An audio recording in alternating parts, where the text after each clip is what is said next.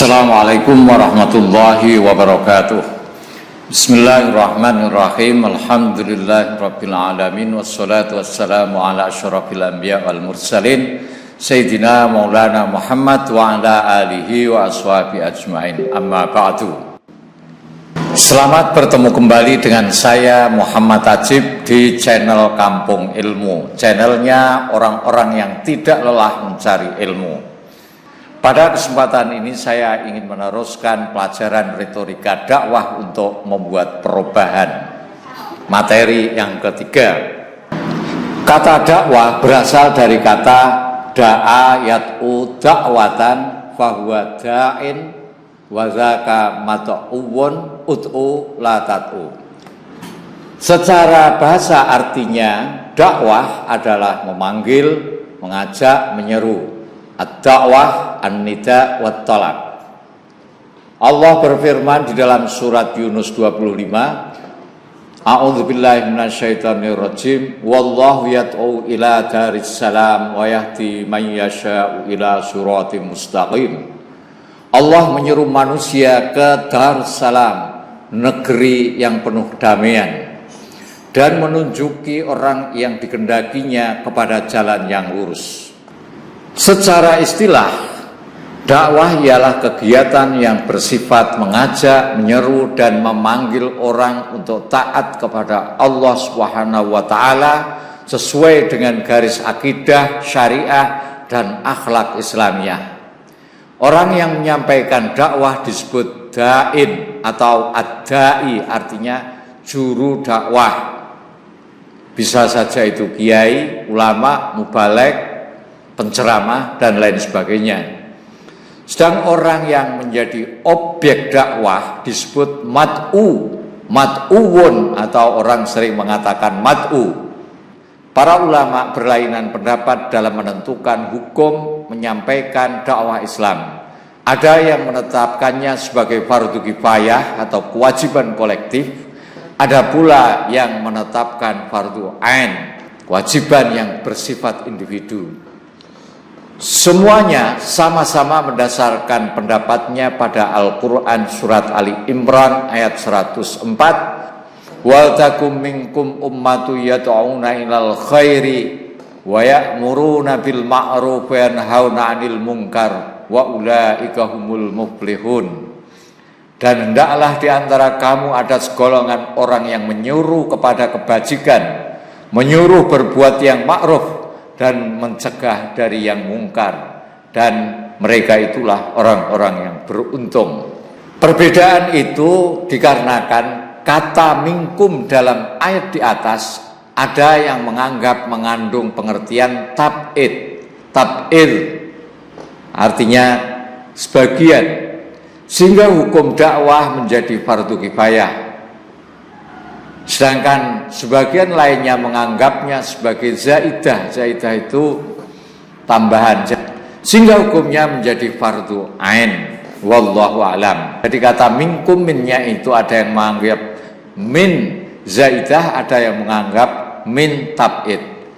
Tujuan utama dan satu-satunya dakwah Islam adalah agar umat manusia beribadah hanya kepada Allah semata dan tidak menyekutukannya dengan sesuatu pun selainnya, dengan mengamalkan syariat sesuai tuntunan dan perintah Rasulullah SAW sebagai pedoman hidup mereka. Tujuan dakwah lainnya adalah untuk mewujudkan kebahagiaan dan kesejahteraan lahir batin, kebahagiaan dan kesejahteraan hidup di dunia dan akhirat, lahir batin yang diridhoi oleh Allah Subhanahu wa Ta'ala, yakni dengan menyampaikan nilai-nilai yang dapat mendatangkan kebahagiaan dan kesejahteraan yang diridhoi Allah Subhanahu wa Ta'ala. Sahabat Kampung Ilmu yang berbahagia, dakwah memiliki tujuan untuk mengeluarkan manusia dari kegelapan kufur menuju cahaya iman, dari kegelapan kebodohan menuju cahaya ilmu, dari kegelapan hawa nafsu dan ego manusia menuju cahaya ittiba, atau manut miturut ngestoaken Kanjeng Rasul sallallahu alaihi wasallam, mengeluarkan manusia dari kegelapan kezaliman menuju cahaya keadilan, dan mengeluarkan manusia dari kegelapan kemungkaran dan kemaksiatan menuju cahaya ketaatan. Dalam pelajaran retorika sebelumnya sudah saya sampaikan betapa pentingnya sebuah ide. Dalam hal ini ide dakwah. Ide dakwah itu ibarat kepala rudal. Apakah kepala rudal itu berisi obat mercon atau nuklir? Itu yang menentukan dahsyat dan tidaknya dakwah. Pertanyaan selanjutnya, apa sih ide dakwah itu? Yang saya maksudkan dengan ide dakwah adalah rancangan yang tersusun di dalam pikiran atau gagasan pikiran kreatif berupa kegiatan yang bersifat menyeru, mengajak, memanggil orang untuk beriman dan taat kepada Allah sesuai dengan garis akidah, syariat, dan akhlak Islam, atau menyeru, mengajak, dan memanggil orang untuk mengamalkan dan memelihara kelangsungan ajaran-ajaran, aturan-aturan, serta nilai-nilai Islam. Intinya, dakwah yang benar akan mengantarkan umat manusia kepada ridho Allah, jalan yang lurus, dan kebahagiaan hidup di dunia dan di akhirat, dan akan menyelamatkan manusia dari kubangan dan kegelapan aturan-aturan hidup yang tidak Islami menuju ke aturan-aturan hidup yang Islami. Allah berfirman, Alif Lam Ra, Kitabun anzalnahu ilaika litukhrijan nasa minadz zulumati ilan nur bi'izni rabbihim ila suratil azizil hamid. Alif Lam Ra. Ini adalah kitab yang kami turunkan kepadamu supaya kamu mengeluarkan manusia dari gelap gulita kepada cahaya terang benderang dengan izin Rabb mereka, yaitu menuju jalan Rabb yang maha perkasa lagi maha terpuji. Surat Ibrahim ayat 1. Ketika memasuki dunia dakwah, ide-ide dakwah yang hendak disampaikan oleh juru dakwah bisa dua kemungkinan. Apakah idenya bersifat revolusioner atau hanya ide untuk sekedar pelipur lara. Kami tentunya berharap juru dakwah tidak hanya sekedar berdakwah dengan ide yang biasa-biasa saja, yang hanya sekedar pelipur lara, ide yang hanya sekedar ingin membuat masyarakat jadi senang, bisa tertawa, terpingkal-pingkal, terhibur, tidak stres, syukur bisa membuat makmum menangis terharu bahagia, dan seterusnya. Tidak cuman itu. Juru dakwah atau kiai mubalek yang berdakwah di wilayah ini sudah sangat banyak sekali.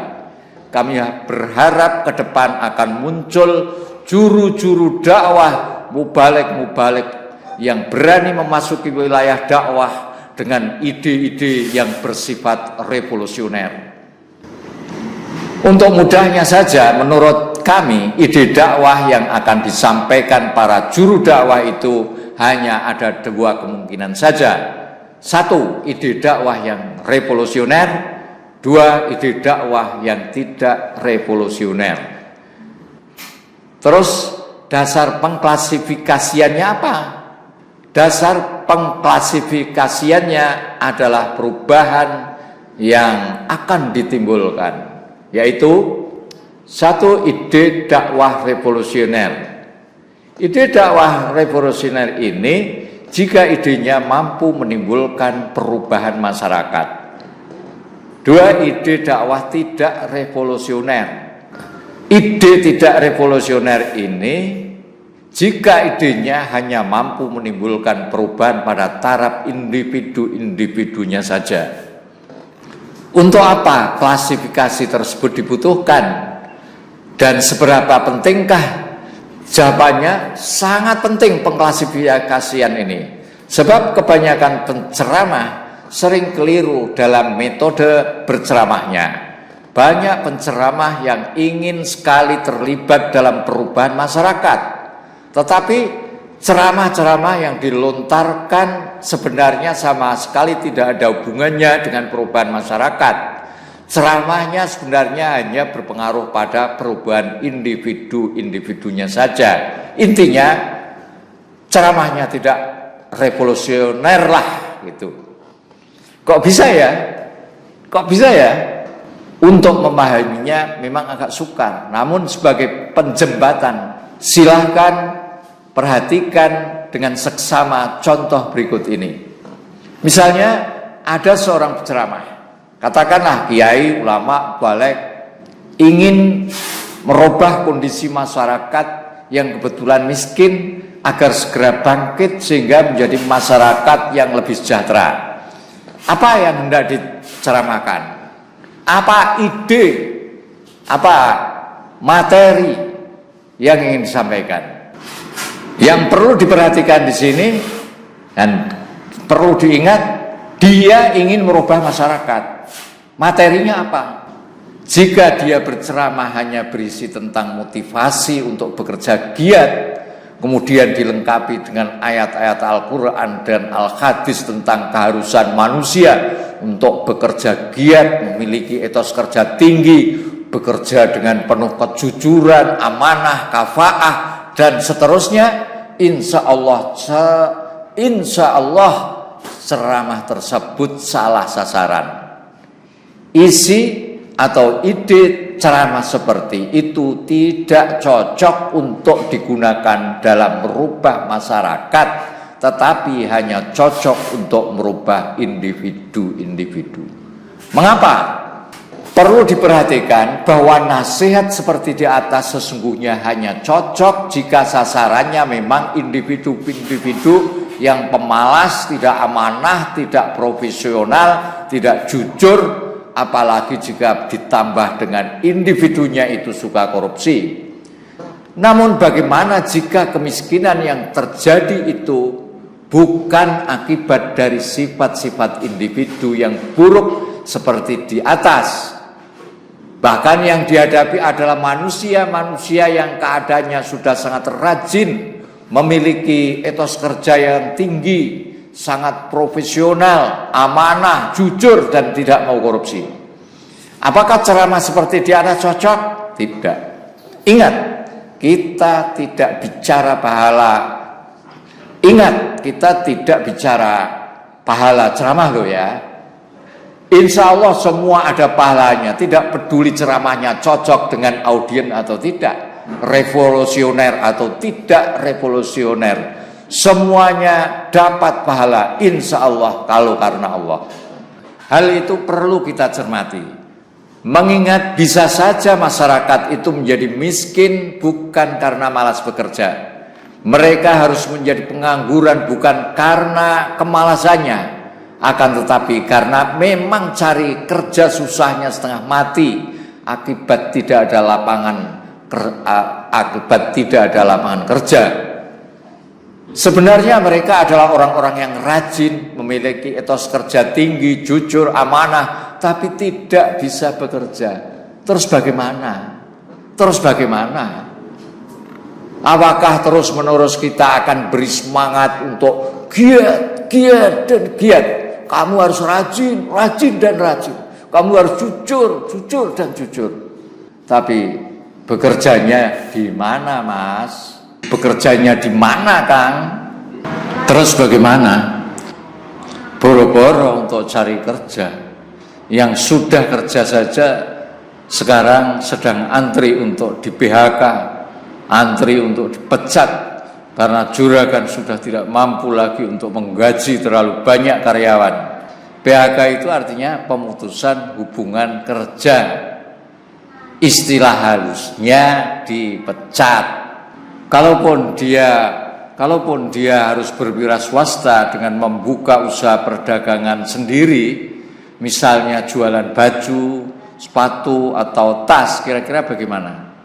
Itu pun kalau punya modal untuk jualan. ya tetap saja akan bangkrut karena daya beli masyarakat sudah sangat lemah.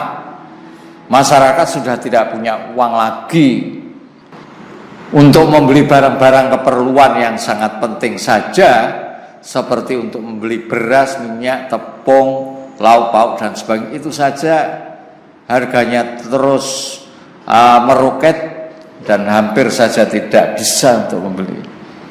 Makanya setelah habis belanja itu, uangnya akan habis tak tersisa. Terus siapa yang akan membeli barang dagangan, baju, sepatu atau tas?